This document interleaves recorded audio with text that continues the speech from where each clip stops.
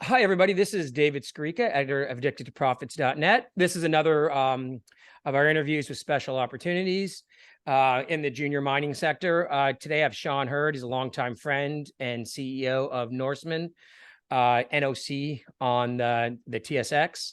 I've known Sean a long time. He's actually one of the few guys who lived through and made money in many cycles. And actually, ironically, because we're going to talk about Norseman, which is based, or the properties are based in Argentina. And originally, by the way, Sean, it was 20 years ago, I think, that we met. I think it was 2002, actually. And it was with a deal you were working with in Argentina. So it's kind of come full circle. I remember. Yeah, I remember. Yeah. We have a mutual crazy friend we kind of met that night too. So, That's true. Yeah. So, just tell us a bit. My family owns Norseman. I participated in some of the private placements. I have a kind of marketing awareness, contract with you guys as well. But with these contracts, just so investors know, I kind of like seek out the companies. I don't just take every deal that comes in. So I like to work with people I know and trust and who I think are putting together quality deals. So tell us a bit about what you're doing. Kind of maybe I think haven't talked in just over a year, maybe, what's happened in that roughly year-long period, and kind of what you're gonna what's gonna happen going forward. And also, if I don't know if you want to just start on this, because we're going to start macro and then go to what the company's doing. We were just talking about off air, there's a lot of worries right now what's going on in South America politically. The Socialist Party just won in Brazil, the kind of elections that moved Peru and Chile to the left. So people are worried about, government being more involved in the mining sector. So tell us, we know that Argentina obviously has its political problems, but when it comes to mining, Argentina is actually very stable and progressive. And if you can please tell us, what it's like operating there and why Argentina is like a good, spot to operate in, a good jurisdiction. Well, Argentina, the way they structure the mining laws, the authority and the permitting comes on a provincial level. So you'll find, the best places to work are dictated by the provincial government, not the federal government. So we pick our jurisdictions very carefully. I've got well over 20 years experience in Argentina. We have some outstanding contacts. Our exploration efforts are actually led by a gentleman I've been working with for 15 years, Daniel Busandri. He actually discovered the Navidad silver deposit, which is not too far away from where we're active. And that is currently the largest undeveloped silver deposit in the world. Now, the province that we're in the Patagonia region. The terrain is much like Nevada, by the way, so it's very easy to work. You can work year-round. But the politics in Rio Negro are very good for mining. It's very pro-mining. We're approximately 30 kilometers from a town called Yacobachi. Now, Yacobachi was formed on the back of potash, oil and gas, and hard rock mining. So the population there has been very much exposed to the mining sector, and they're very pro-mining. So it's a big advantage. And again, it's provincial. The relationships that we have locally are very, very strong. Danielle, the fellow, as I mentioned, that's leading our efforts, he came across, he went on his own, and he ended up putting together quite a large land package, currently about 59,000 hectares, which is very, it was all open ground. And this is why we like Argentina, because it's so underexplored. There's very, very few places in the world that you're going to be able to go in and pick up high quality properties that have seen little or no exploration. So, the ground that we've picked up, there's a major fault system that runs through Argentina in the Patagonia region. It actually runs through the Navidad deposit, as I mentioned, a massive, massive silver deposit, over 600 million ounces. Now, that fault system runs through the properties in Rio Negro that we've assembled. And that's primarily why we assembled them, is because the geology looks so appealing. The interesting thing, though, is it's never been explored for base of precious metals. We found no evidence whatsoever. Now, the work that we've done in the last 12 months is pretty impressive considering our expenditure. The one we've identified 5 different targets along a collapsed caldera. And collapsed caldera is like an old volcano that's collapsed, and that allows the fluids to come to the surface. Now, you can see there the terrain in the caldera basin, very, very flat. All the ground that you see to the horizon is controlled by us. We have mining rights there. Now, impressively, we got 7.7% copper on surface over a significant strike length. Now, it's open in both directions, and those are good numbers. We're picking up very strong silver numbers within the 5 targets, and we recently found over 11 grams per ton gold over 0.4 of a meter on surface. Now, it's a very subtle terrain. The outcrop appears and disappears and appears and disappears, but it's extremely close to surface. The work that we're doing right now is we're doing a very extensive soil and rock sampling grid that's going to cover about 3,000 hectares along the rim of that caldera. And that is going to, give us a very, very good indication of how to locate the drill targets. Following the surface program, we are going to go in and do various geophysical surveys, and that will be followed by a drill program. So, we're quite excited. It's a huge property. The numbers that we're getting at this early stage we're very, very pleased with. And, I think we have a really strong potential to grow and build in Argentina. We have the team, we have the contacts, and, we have a lot of experience down there. So, I think we're on the right track. It's very, very cost effective.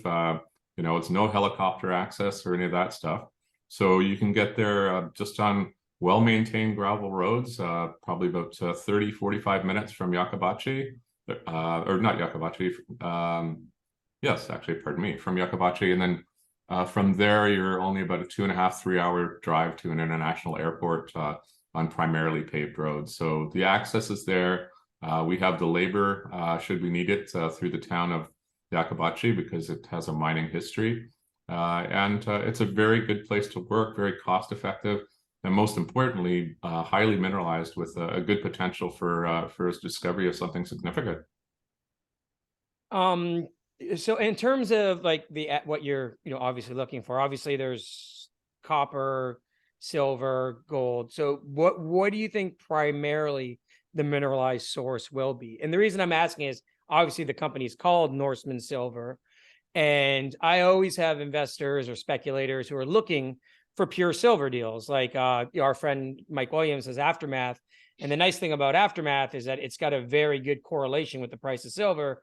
And I know I for one, for example, think silver has a little more leverage than gold, especially because silver has more applications in EVs and some quote unquote green, energies. So it's kind of like, what do you think primarily you'd be looking for? Because I think having a silver, and copper based junior rather than gold is actually advantageous in some ways. Well, I think, the one thing I've been involved in is silver exploration for quite a long time. And the one thing I've noticed over the years is, as gold makes a run, it's almost like a compressed spring on the price of silver, because when silver runs, it overshoots. And we've seen it time and time again. And that's one reason, I'm very attracted to looking for that particular metal. The source of what we're looking at is, again, it's through the fluids coming up through a collapsed volcano, the collapsed caldera. That's the ideal environment to find these types of discoveries. And, that's the evidence and the theory that we're going with. So, these deposits, this can be quite large, and certainly the scale of the calderas. We found more than one caldera. There's one in particular that we're focusing on. But as we're doing the work program, we're also going to continue to follow that model of that collapsed caldera and the fluids coming up and finding the mineralization associated with that. So, while we found 5 targets very, very quickly, to be quite honest, I do strongly expect that we're going to find more discoveries in that region. And like in terms of the actual size of the property that look to eventually be drilling on, what are you looking at in terms of the actual, like size, like width, area, etc. Because this doesn't look like, just from the surveys here, this doesn't look like some small, high grade underground mine. This looks like something that's kind of got a lot of width and mass to it. Well, our anticipation from what we're seeing, and we'll know more through drilling, is it appears that everything's very close to surface. You can see from the photo you're showing the caldera basin. To give you an idea of size, is in the distance there, you're in the caldera basin. In the distance, those hills represent the rim of the caldera. We control all the ground to the horizon and then some. So the size of the project is a blessing in the sense that we have a lot of area to cover, but it's going to take some time. So we're just focusing on the key areas that fits the geological model. But concurrent with our surface program and that detailed grid over 3,000 hectares, we're going to be looking beyond that and doing prospecting. And again, I think that's going to yield some other targets. So it's a big property, and we're I think the expression is, how do you eat an elephant, is one bite at a time. So that's what we're doing. And you talked about, so what are your plans next year for the actual drilling program, etc.? Well, next year we will be doing in the early part of next year. We'll be wrapping up our surface program. We'll report on the results from the, when I say surface program, I mean the grid-based soil and rock sampling program. We'll be announcing those results. It's hard to give you a time frame exactly, because the labs are unpredictable in terms of how quickly they turn around results. My expectation is through January and February, we should have a significant amount of surface results to report. Our objective is through February, March to complete a very extensive geophysical program, which would involve IP risticivity and mag surveys. And that would be followed up with a drill program. We would like to be able to drill before June of this year. If not, it'll be pushed to late Q3 of next year. And it should be quite exciting because, again, no one's tested these targets. The grades are very, very good. And yeah, I think we should have a lot of excitement. But I should note, just from the price, marketing, or no price, market standpoint, that everything's it's been a terrible year for juniors as a whole. Obviously, gold and silver dropped a lot of the year. Juniors tend to be more leveraged, obviously. But I did this with the other company I was doing some work for recently, that you guys only have about a $5 million market cap.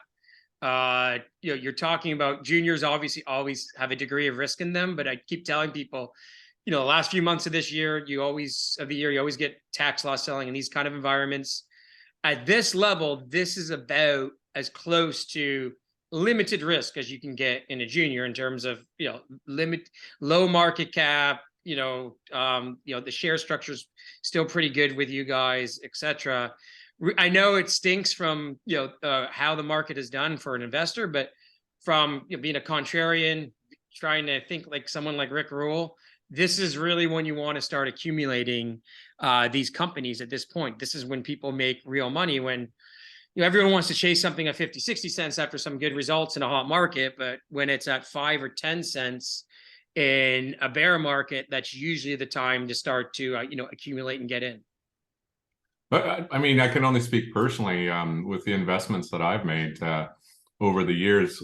Hands down, the best money I've made is at the bottom of the market. And then we've gone through an exceptionally bad bear market in the juniors. I'm an optimist, and I believe that we're seeing the light at the end of the tunnel on that. Although I don't have a crystal ball, but no, without a doubt, the best investments I've ever made have been at the bottom of the market, not the top of the market. Yeah, well, some of it's basic math, right? Like, it's easier for something like this to go from 10 cents to 20 cents, 5 to 10 million market cap, than for, you know, a dollar stock that has a market cap of a couple hundred million to go to two, you know, and have a half a billion dollar market. Absolutely. Yeah. Absolutely. So, yeah. So yeah, no, this is like, you know, I know it's tough, but this is usually the time to kind of get in. And I agree with you. I've made most of my money, a lot of my money in juniors accumulating in these markets, and then kind of, you know, taking profits as the market slowly moves higher, rather than like really getting active in a hot, frothy market. Yeah. Yeah. And then, you know, I just want to add that, you know, we have a couple of catalysts that are coming up that could make a significant difference. One thing we did is, you know, when we structured the company and the property portfolio that we have, you know, we wanted to make sure that we were generating news and active year round. And, you know, to that end, we started with properties in British Columbia, Canada. So, you know, those are the properties that we work on in the summer. There's a couple of months in Argentina. At this stage, you can drill year round, but surface work, they get a little bit of snow, you know, through our summer months. And that's the best time for us to work in Argentina. I should note on that slide, I need to update that. Excuse me, we have dropped a New Moon property, but we recently drilled the Silver Switchback property. It's quite an exciting property. And we completed 4 holes on that, and we are waiting for drill results. So we're quite excited. It could be a nice catalyst for the stock. We expect to see the results in the next week or so, maybe 2 weeks. And we certainly will be announcing those results. And, you know, that could be a good trigger to get some excitement back into the stock. We're going to put a lot of attention into marketing as well. You know, now that I believe that the time is ripe, starting to see a lot more financings coming through in the junior sector. So that's a good indication. And of course, we're on the ground as we speak, working in Argentina, and we should be able to generate some significant news flow as a result of that. Putting that all together, you know, we're going to have stuff for and results specifically for investors to see and to be able to put it in the market.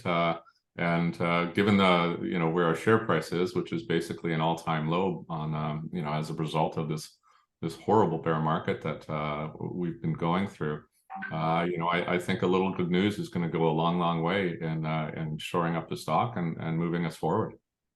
Yeah, no, I agree with you. I agree with you. Anyhow, we'll end on that on that note, and yeah, I hope we'll be talking again in a few months' time. Absolutely. All right. Okay. Thank you. All right. Take care, dude. Thanks.